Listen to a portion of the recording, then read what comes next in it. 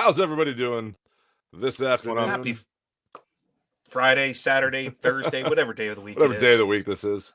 Well, today on the Halfway House, we're going to talk a little Bay Hill because one of the three of us did something this week. Yes. What was that? Caddied the Wednesday Pro-Am. As Bradley would say, drink. Mm-hmm. Perfect time in there. So Yep. Steve, this is a signature event that's out there. So Yep. what is it like? Just first off, can you tell our viewers what it's like caddying at a PGA event in a Pro-Am? I want you to think of the coolest thing that could possibly happen in your life. And right behind, I would rate this behind my wedding and the birth of my children as one of the coolest things I've ever done. It's being able to be inside the ropes, and I've been fortunate enough to do it multiple times. It's so cool to be in there and have these conversations with people. And this week we were lucky. I'll be honest with you. I was actually with the Orlando golfer, our buddy Hayden, and he and I were in the same group, caddying in the same group. And my player played in the NHL. His player is in the NHL Hall of Fame. And it was so much fun to just be out there and have these conversations and stand on the putting green and have a conversation with Corey Connors because they played with him last year. And so getting to talk with Corey or standing there, and a friend of ours, Eddie, Fast Eddie, Eddie Fernandez, world long driver, a former guest of the show we ran into today, Ben Castman was out there this week caddying. So when you get out there and you get inside the ropes and you get and you stand there and you have these conversations, and then I ran into somebody that Dave and I both know who happened to be caddying for the one and only Vince Carter, the greatest dunker in the history of the NBA. It was a fun day, other than when we started on 10, we went off, we were the 110 group off of the 10th tee. And at about 118, a line of storms blew in. And when I tell you, I don't know how the flagstick stayed in the hole, the wind was blowing so bad. We were standing behind the TV tower on 10 and literally just trying to stay dry. I had my rain jacket on, and we're literally just trying to not get too soaked. How long did that line go through? Yeah. We waited it out. So the players were told when it gets here, because everybody knew it was coming.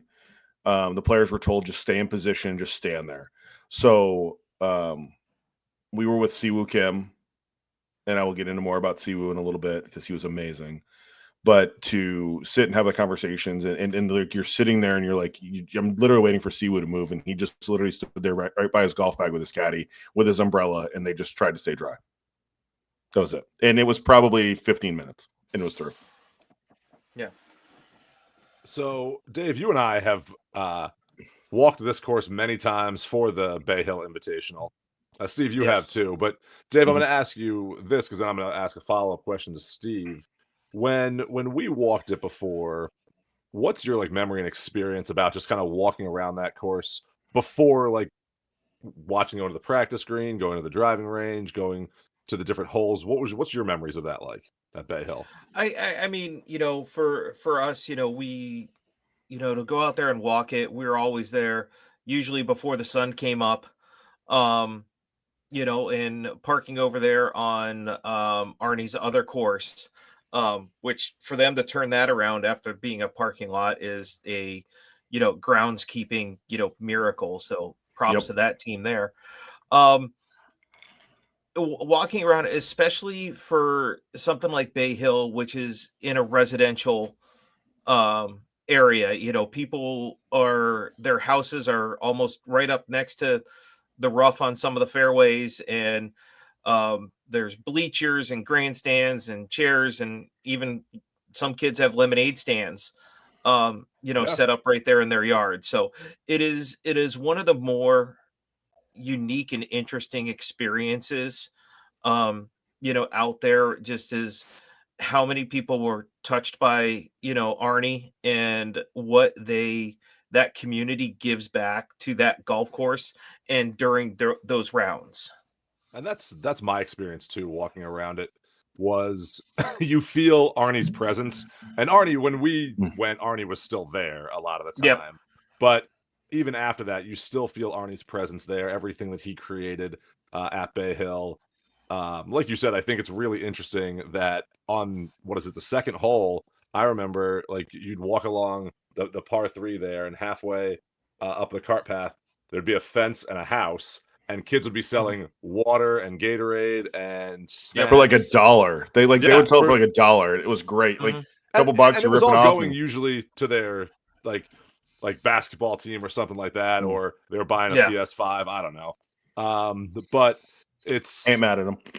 oh, I'm not mad Yeah. at them. I think it's fun that they do that, and that the course doesn't like say, hey, you can't do that because it's Yeah. the PGA and things of that nature. But it's really that presence and that the historic feel and everything that Arnie created, not just for the PGA Tour, but for the community in Florida Mhm. as well. So, Steve, my next question to you is, now that you've said it before, under the ropes and not watching as a fan, being there as part of the event itself, Mm-hmm. how is it different? Like, do you feel the same as when you're walking around? Do you still have that same kind of feeling? Or are you in a mindset of caddying and that's your mindset at that point? I kind of feel like you have to be in a mindset of caddying.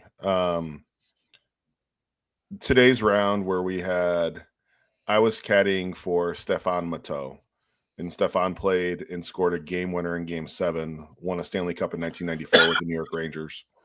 And then Pierre Turgeon was in our group, and Pierre was inducted into the Hockey Hall of Fame in 2023. You're having conversation with them, and Stefan said to me, he goes, "You made this I almost fun." wore this hat tonight. No, that's okay. Stefan said when we were done, we were all sitting there talking. It was Hayden caddied for Pierre, and we're all sitting there talking. And they're like, "Guys, like, thank you so much. You guys made this fun today for us. Like, it was just a leisure round because you guys were just cool to have caddying for us." And we're like, "Well, we just want to come out here and have fun. Like, you guys are good personalities and you're good people, but when you're out there and you're getting ready to hit a golf shot, and you have athletes, like obviously really good athletes, like professional athletes in your group, and you're caddying for them, where you can sit there and have these conversations." And I will say this, Pierre's swing was literally like a slap. It was a lefty slap shot swing is what it was. And he would hit these low bullets that would just run for a month. And Stefan would get up there, and Greg, he's like your size. He's a big dude. Okay. And he would get up and just smoke one out there. And we just sit and laugh. Like he'd be like, "Where do I hit it?" I'm like, kind of like it here. We went off of 10, so we got to 13, obviously, quick, which is the hardest hole in the golf course. It's the shortest hole in the golf course. It was 355. Yes, 13 is the hardest hole in the golf course. That downhill par 4 with the water. Yeah, the downhill shorter? par 4. No, the downhill par 4 with 10, the water in front of the green and the rock wall around the green. 12, yeah. 13. Yeah. Okay. So I hand him fairway wood. I hand him 5 wood, and I'm like, "Just hit this. Hit as hard as you want. You're fine." And he literally was 5 yards short of running it through the fairway into the rough. And I'm like, and I'm just like, wow. Like, we get down there, and I was like, "You literally, like, I didn't give you driver because I thought this is where driver would land, and you hit 5 wood down here, and it was just a bullet down there." And he gets up, and the play into 13 when you're standing there in the middle of the fairway is left of the flag. You do not flirt with any. I don't care where the flag. Like, the flag's sticking in the left edge of the green. You still want to hit it left of the flag on that hole. And he hits one right of the flag and leaves himself like 15 feet for birdie. And I was like, "Let's freaking go. Come on." Like we're sitting there having fun. And, there were good shots. There were bad shots. At one point, he hits one over the fourth green and 2. Pounded driver, wind was off the left. pounds driver down there, hits fairway wood, hits 5 wood from 230 over the back of the green, is in the back rough, and it takes a few practice swings in the rough out there. If you hit it in the rough at Bay Hill, it's never easy at Bay Hill in the rough. So speaking of the rough, I saw Hayden post a reel earlier from Wednesday about dropping a ball, in there. Was it really that bad throughout the whole? Hayden didn't drop that ball. I did. It's his post, so he gets the credit for it. The rough was the rough is at least 4 inches, if not 4.5 inches, around the entire golf course. They're not mowing it the rest of the week.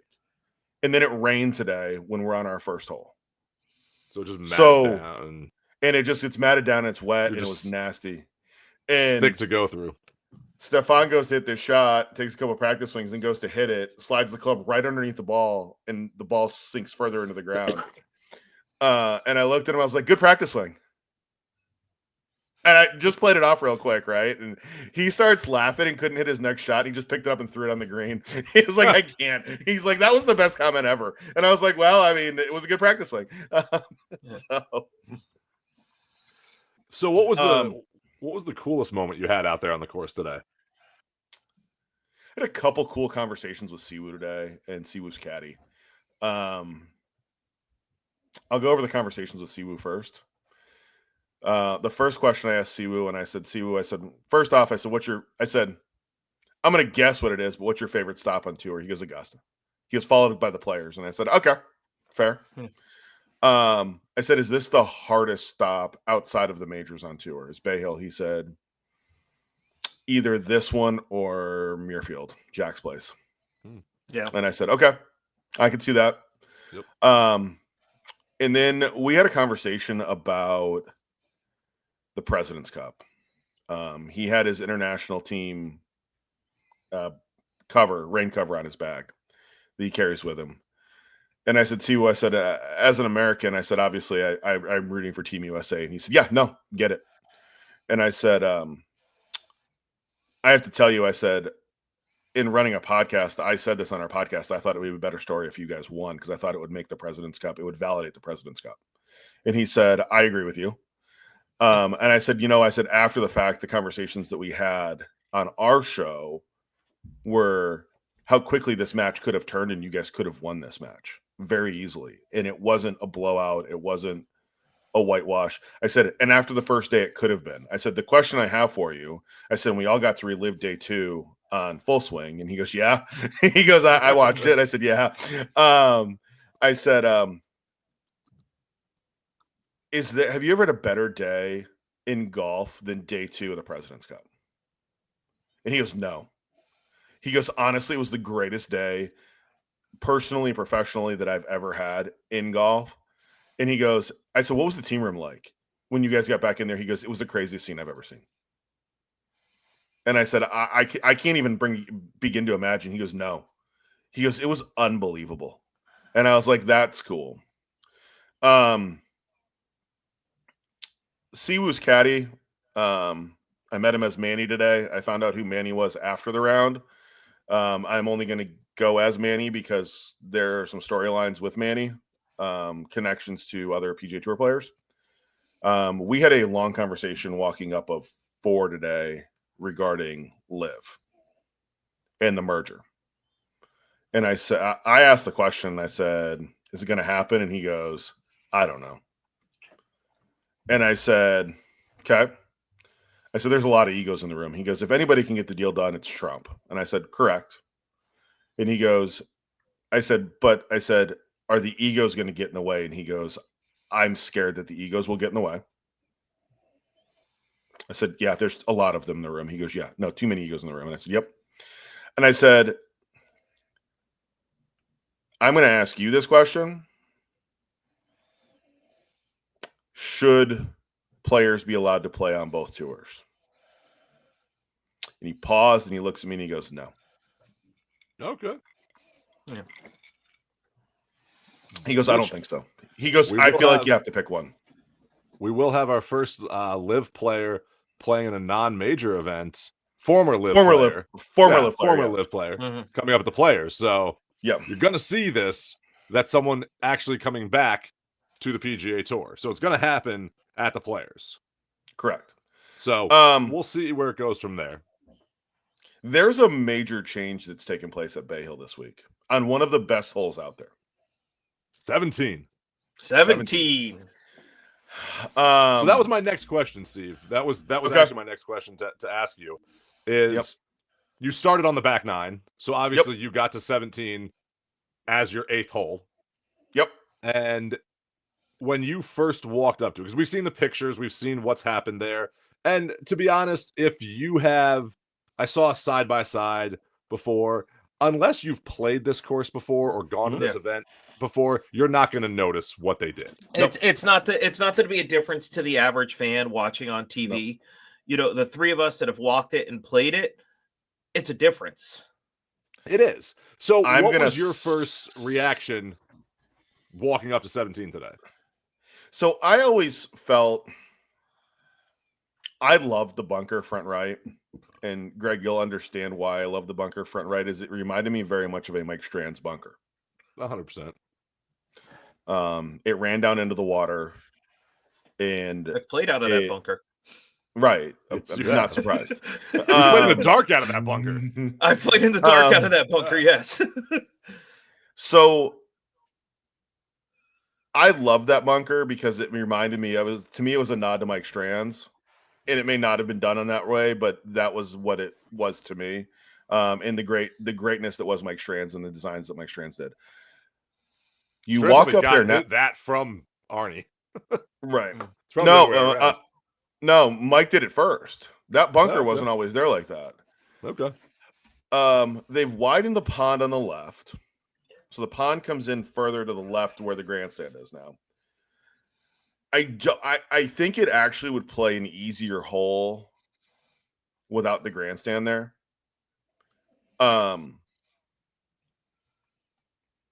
It was a very interesting conversation.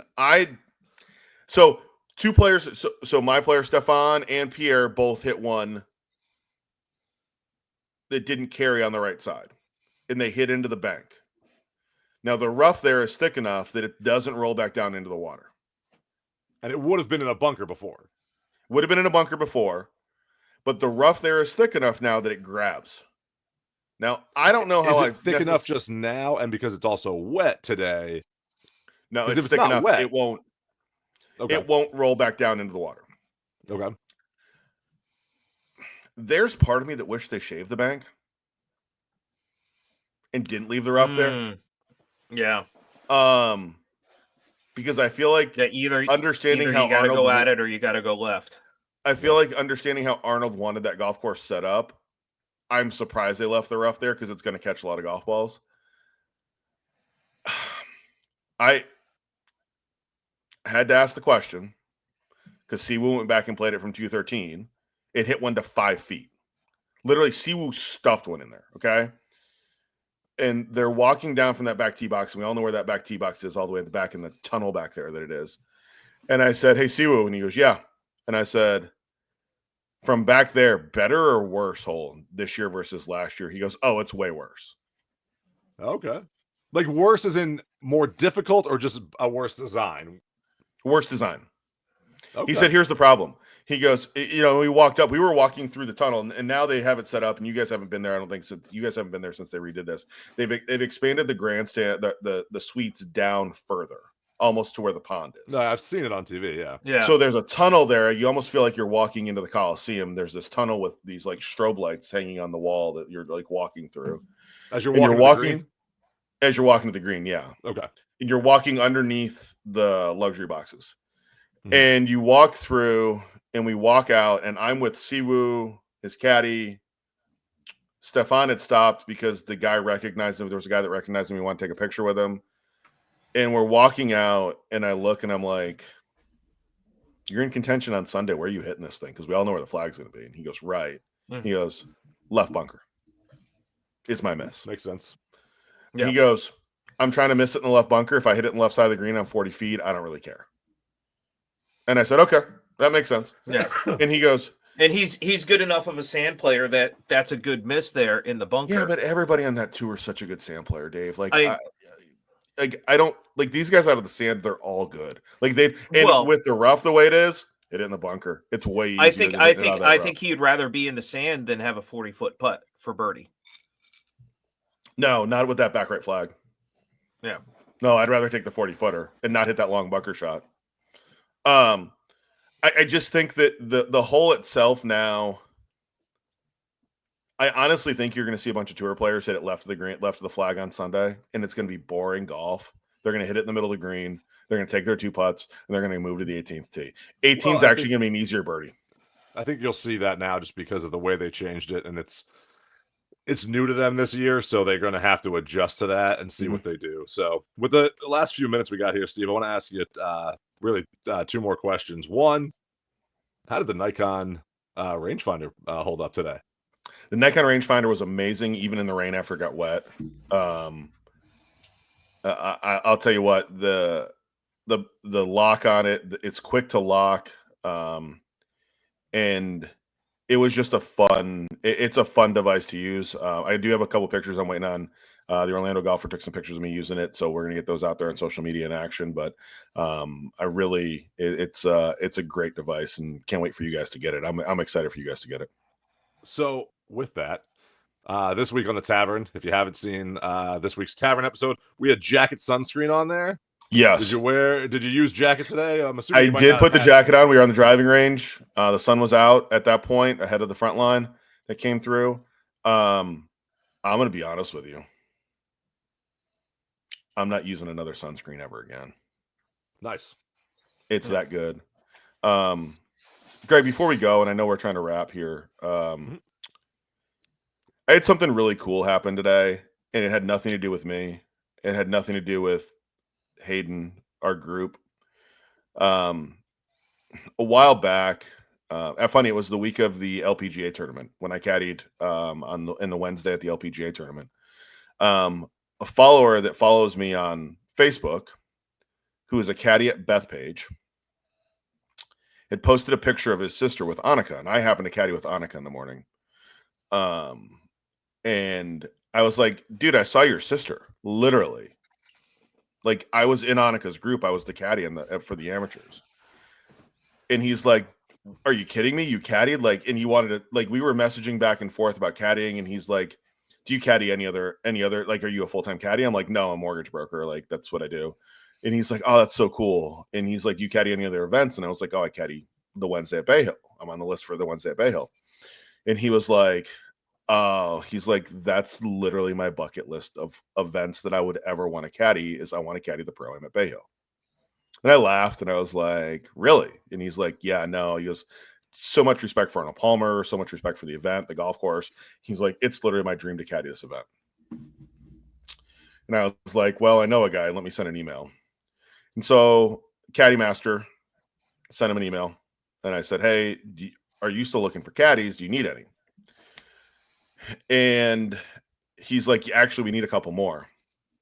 And he's like, yeah. I was like, so here's the deal. Here's who this guy is. He's like, yeah, send him the link. Tell him to go in and apply. So I did. He flew down from New York, from Long Island. Flew in yesterday morning, went out to the golf course, walked around the golf course. Came out today. Was the last player to get a bag today. Oh, that's awesome. He got to caddy. Oh, yeah. Nice. He was in Brian Harmon's group. His name's Bobby. And literally the text message that I got was like, I can't thank you enough. This literally is like the ultimate item on my bucket list. And I got to do it today. I got to live my dream out today. And I think when you are in my shoes and you get to caddy Nona every year and you get to caddy I've caddied Bay Hill. This is the 3rd year in a row that I've caddied the Pro-Am at Bay Hill. It's kind of normal for us. Like it's kind of like when we would go to Bay Hill as a group and we'd go out there and have fun. And Dave, like you and I would stand next to 14 green and you'd literally get every player to walk by, sign pin flags for you. And it's and eat normal. Sunflower seeds and eat sunflower seeds and drink McUltras. Like that's what we would do bad radio interviews. Right. That's true. That's all what happened there.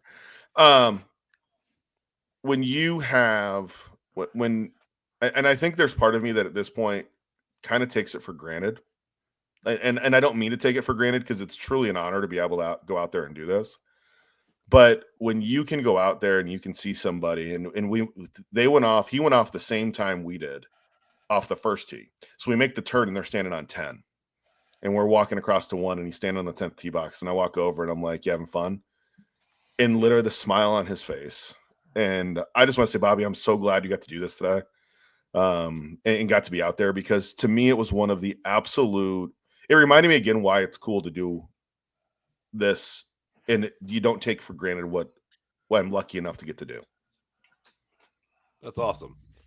So that's what this is about. And we talked about that. Arnie's tournament is that special event that all the players, they play this because of Arnie, and they want to honor his memory and legacy. It's a fun event. If you haven't been out there, make sure you get out to Bay Hill at some point, because it is a fun event to walk around and watch. And if you get the chance to play Bay Hill, it is also a very fun course to play as well. But with that, thank you, Steve, Dave. Thanks, guys. Cheers, everybody. Cheers. I'm really fortunate, man. I mean, having an opportunity to build something that's